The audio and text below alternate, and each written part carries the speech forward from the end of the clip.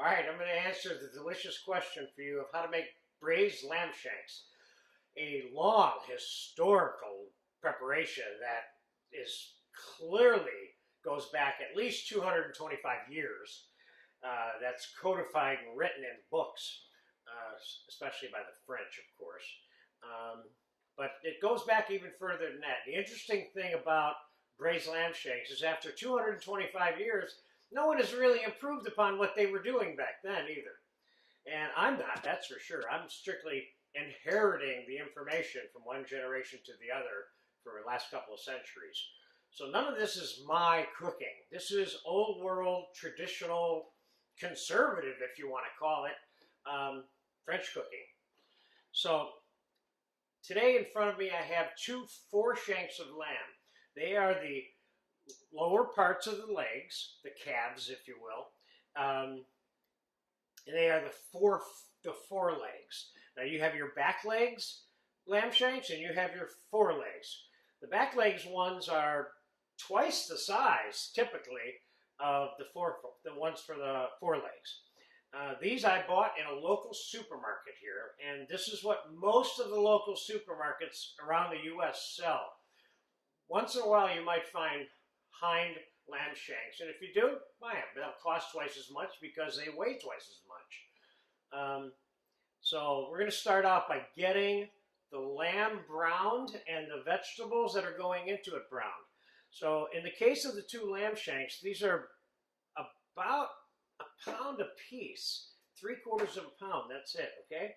So we're going to start by browning them, and I'm going to flour them a little bit. I got two hot pans back here, and we're going to use bacon fat to brown these and cook with, partially because I'm using bacon as part of the garnish, and I like that flavor that it imparts to what would otherwise be butter sauteed, which is also good. So I'm going to start by seasoning the lamb shanks with some salt and pepper. Something that you can do in advance and let the seasoning set in if you want, but certainly not necessary.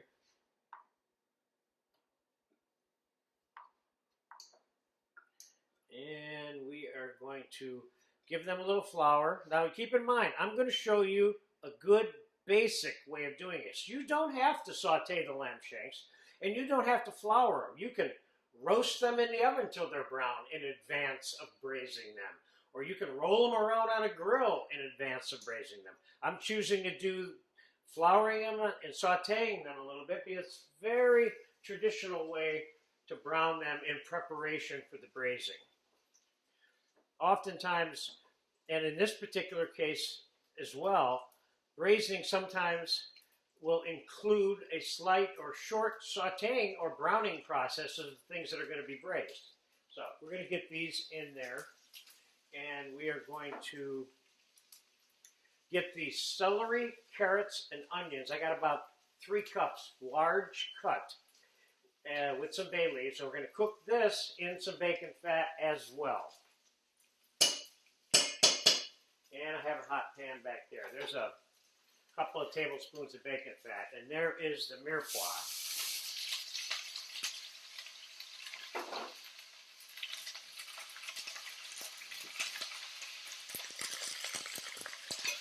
Now,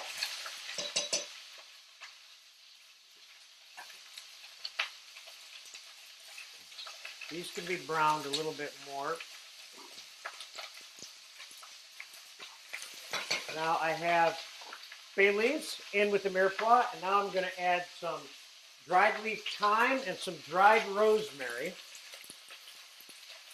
to both of these.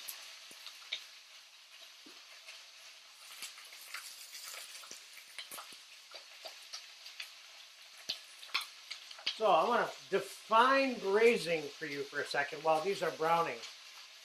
This is typically, when it comes to lower cuts of meat, which are the ones that are usually braised, because they're tough and they're normally cooked well done. Of course, there are higher grades of lower cuts of meat, like sirloin, that are served medium rare, but not things like lamb shanks. They're always cooked well done, otherwise they're too tough to eat. So let's get this mixed up. So what is braising? In this case, and in almost every case I can think of, with exceptions of course, it means to cook slowly in a covered pot, typically in the oven. It doesn't have to be. Sometimes it can be done on top of the stove as well at a very low temperature, until they're tender enough to eat. One of the tricks that you're going to learn in this particular lesson, as well as many other braising lessons that are in this class called braising, is the braising liquids that you make. You're actually making your own stock and then making the sauce out of the stock that ultimately is served with the item that you braised. We're going to start our liquid out with water and some garlic and some tomato paste and a few of our odds and ends. But in the final analysis, we're making our own sauce at the same time that we're making the braised lamb shanks. All right, these are ready to be turned.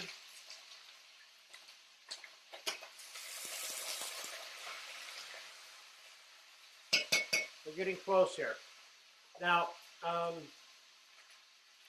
I'm making this dish with red wine as part of the whole braising process. Could you use white wine? Absolutely. Have I? Yes. You can mix red and white together if you want. You can use any kind of wine you want. Typically, traditionally, people stay away from sweet wine for doing this, but it doesn't mean you can't do it. People do it all the time, and they produce very nice sauces like this also. So I'm going to be back in about 3 or 4 minutes. The vegetables are going to be done. Then we're going to go through the quick deglazing process of these pans with the wine, and we're going to get them all in the braising pan and get it into the oven. So I'll be back in 3 to 5 minutes. Okay, about 3 or 4 minutes has passed. The veg are browned enough. As you can see, the lamb shanks are nice and brown. And what I'm going to do here is I'm going to take this fat, add it to this. That is part of the bacon fat and part of the little bit of lamb fat that just rendered off the lamb during the sauteing process. So now, being sure not to burn the garlic, because you don't want your whole braised dish and its sauce later to taste like garlic, we're going to put the garlic and cook it with the mirepoix. I'm going to show you what that looks like in a second. I got about 1/4 of a cup of garlic there. And this is such a nice braising pan for this size of lamb shanks too. Now, got a little bit of garlic in there. I'm going to mix a little bit of tomato paste in here. Not much. But remember now, in this particular case, we are making a brown sauce. We're kind of browning everything that's part of this preparation. So, in keeping with the tradition of making brown sauces, I'm adding a little tomato, which is very typical of people who make this kind of dish. Chefs, cooks, whoever. So, now we're going to mix that up a little bit. And I'm going to take a couple of cups of red wine, put it in here. I'm going to reduce that down like maybe by 50%. And we're going to deglaze this pan over here a little bit too. And here's what I'm going to do. I'm going to take the lamb shanks, put them right in the unreduced red wine. As you can see where we're going here. Now I'm going to let this reduce for, I don't know, 8, 10, 15 minutes, whatever it takes. We're going to cut this away and time-elapse this for you. We're going to come back when that wine is reduced 50%. And then we're going to add a little bit of water. And we're going to cover it up and put it in the oven. So I'll be back when the wine is finished reducing, 8, 10 minutes. Okay. The wine has been reducing about 10 minutes. And I'm going to show you what it looks like. What we've got there is nice sauteed mirepoix with garlic, rosemary, thyme, bay leaf, and reduced red wine in bacon fat. All sounds good already, you know. Now what I'm going to do is I'm going to add about 1.5 cups, 2 cups of water. The lamb is still exposed. This is not submerged. Could it be submerged? Yes. Could I have less liquid in here if I wanted to? Yes.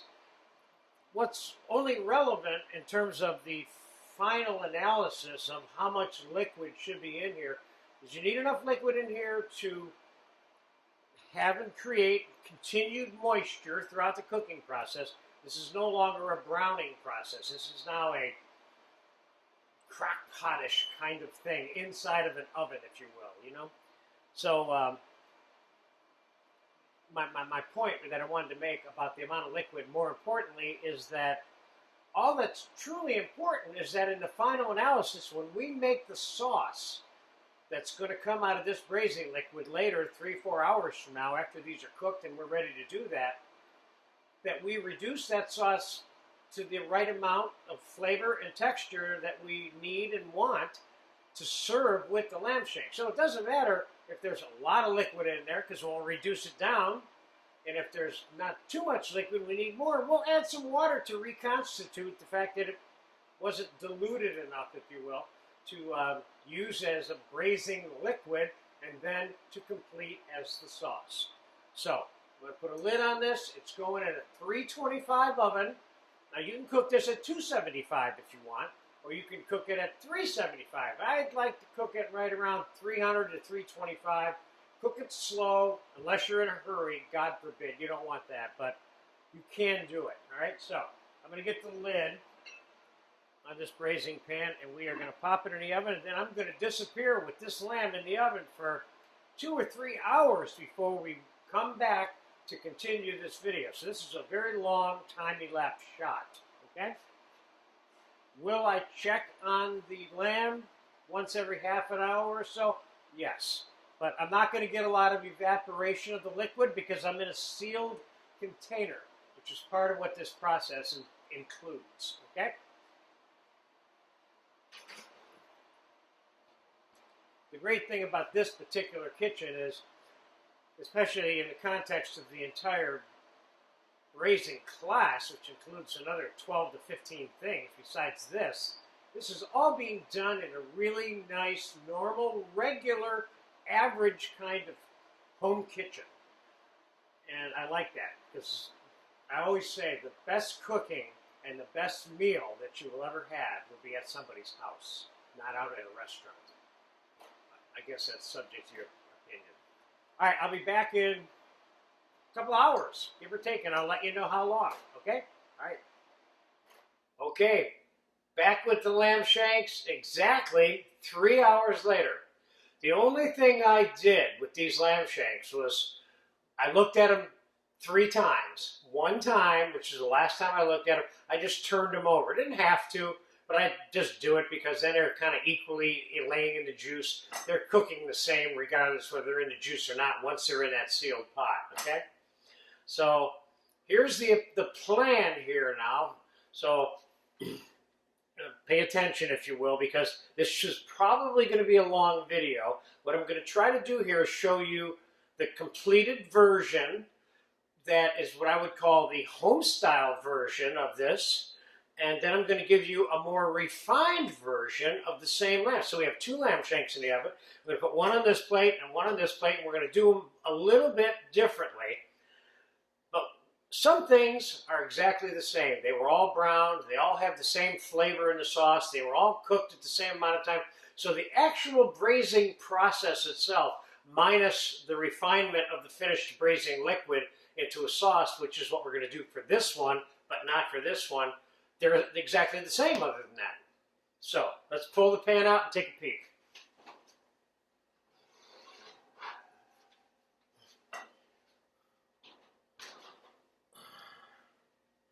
Oh, that looks good.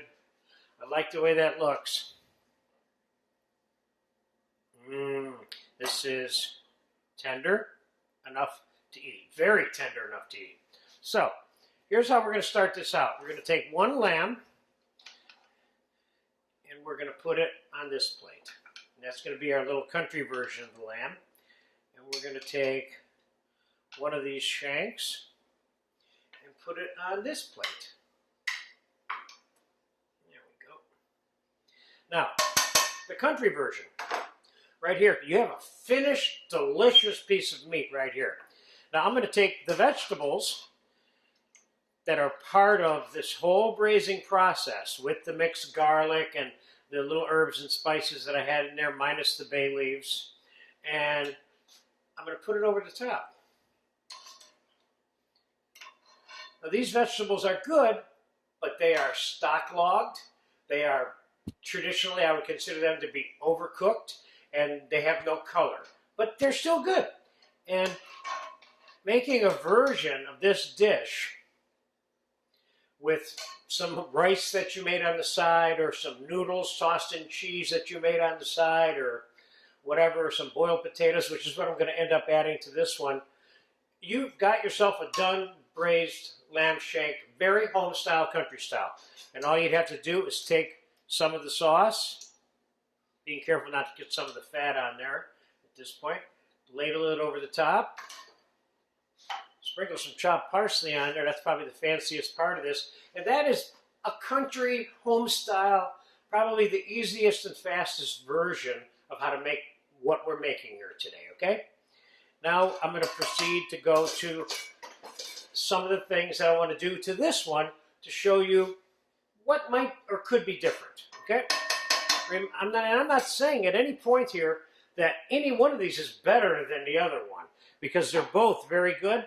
One has a different sense of time and energy that's been put into it, and might be a little more fun to eat for some people. So we're going to strain the juice first.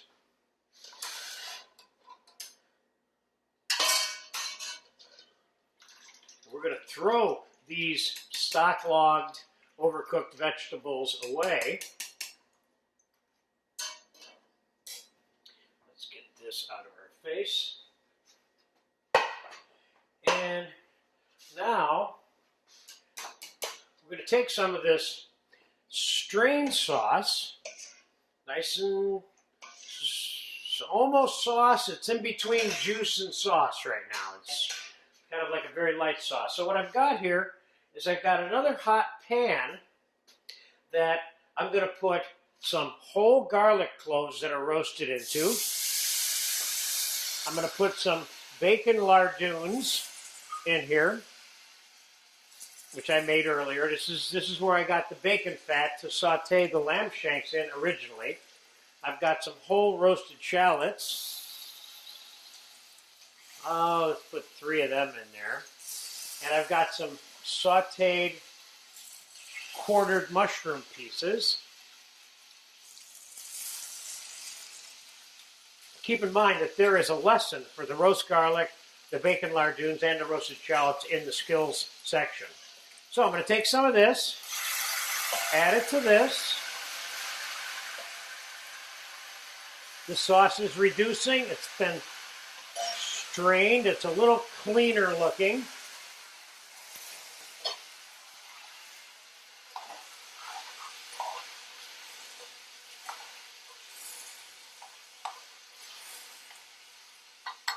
Now I could have pre-sauteed some more celery, carrots, and onions, mirepoix, but I'm choosing to garnish this one slightly different. There's hundreds of ways to garnish this. I'm not saying this is the way to garnish it. I'm saying that there's a difference between how you serve it with the garnishes. Okay? So, let's put this over this lamb shank. Or almost all of it. And let's put a little bit of, I heated this up in the microwave, a little bit of hot tomato concasse on top, just for fun. And I've got some hot potatoes that I'm making parsley potatoes out of here.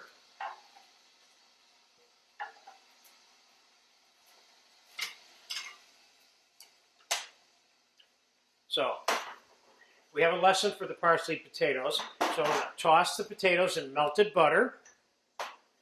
I'm going to hit them with a little bit of salt and a little bit of pepper. What do I do with the pepper? There it is. Now if I wanted to get crazy about this, I could have put butter in the lamb sauce, but it doesn't need it. I tasted this lamb sauce in the oven before I even pulled it out, before we went back on camera. It's just delicious and perfect the way it is. So now we've got salt and pepper and melted butter on the potatoes. And let's hit them with some parsley.